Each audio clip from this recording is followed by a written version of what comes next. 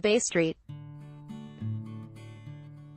George Bird Society had a turnout of 15 people for World Migratory Bird Day on Saturday, beginning in Stephenville with stops in Stephenville Crossing before heading to Corner Brook to connect with local photographers and members of the Humber Natural History Society.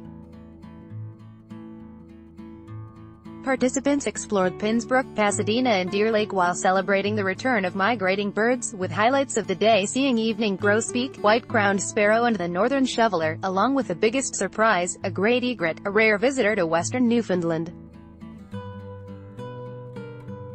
A greater yellow-legged shorebird is seen in an estuary area in Stephenville Crossing.